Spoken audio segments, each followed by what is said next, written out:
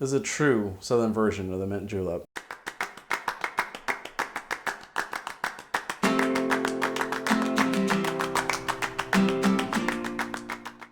I'm Brian Johnson, and in this episode of Better Cocktails at Home, we're making the Georgia Mint Julep. I first came across this drink in Ted Highe's Vintage Cocktails book, which is excellent, highly recommended. This is a great version of the mint julep, and it's got some very southern influence, and I'm excited to make it. So, the first thing we're going to do is add some mint leaves. So, I usually add about 10, maybe 2 sprigs worth or so. I mean, obviously it's kind of up to you. You want to make sure you rinse your mint leaves off. I've already pre-rinsed these.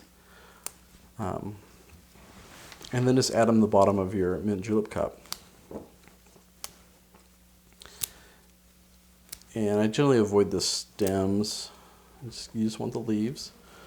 But about 8 to 10 or so should do it.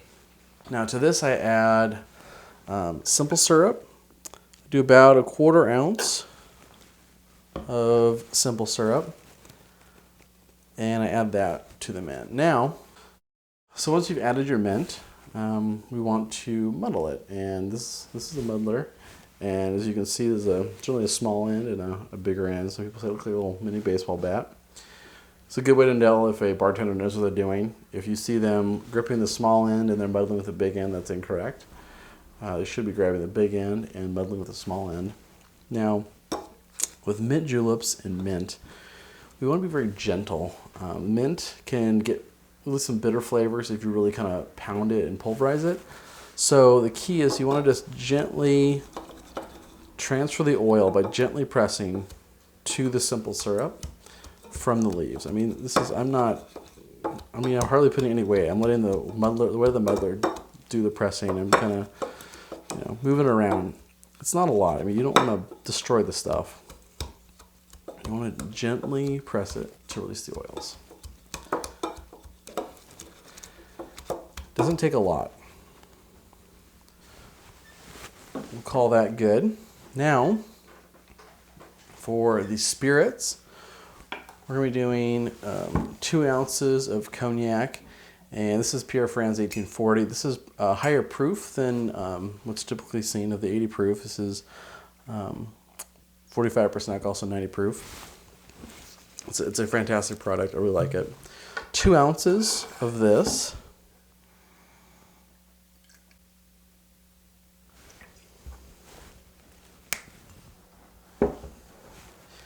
And then we're going to add that to our mint julep cup. And the second component, the third component if you will, is peach brandy. Now this is not peach liqueur, which is generally a little bit sweeter. This is usually 40%, so it's typical alcohol, but it's peach has been distilled into brandy. Brandy is any spirit that's been basically uses a fruit as its base for the distillate. And there's not a lot of peach brandy out there. There's this one, I think this is called Kuchan, and there's I think a couple others that I've seen. This is the only one I've actually tried, so I don't have a ton of experience, and there's just not that many. But I think it's one that I think it tastes good. I like it. I think it works pretty well. So if you can get a hold of any of them, just try it and see what you think. We're gonna do 1 ounce of this.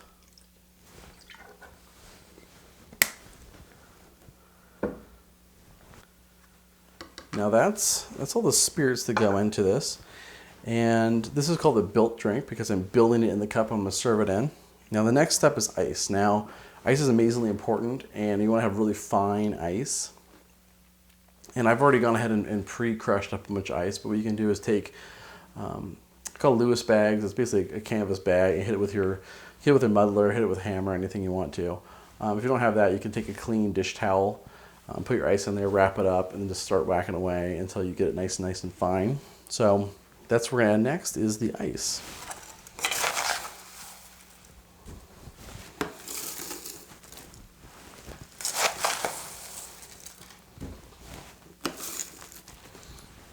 Now I like to add it to the top of my drink. And then once I've done that, I'll take my straw and just kind of give it a stir. Now, I like to leave the mint julep or the mint leaves at the bottom of the cup just because I don't like them getting up into the drink. You can easily clog the straw when you're sipping on it. So I leave it on the bottom just enough to kind of to mix it a bit.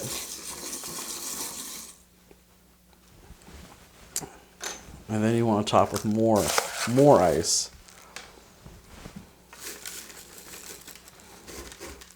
Maybe you want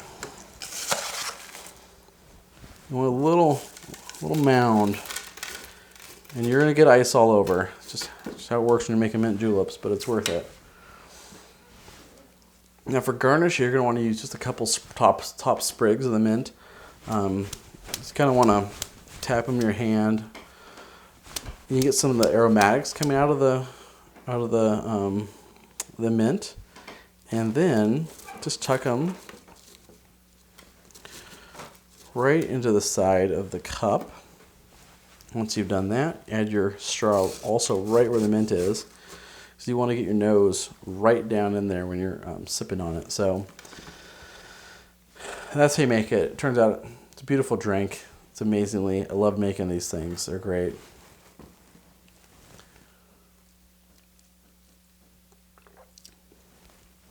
In terms of flavor, I mean, it's definitely not your bourbon, your typical bourbon or whiskey-based mint julep. I mean, the cognac's a little bit softer.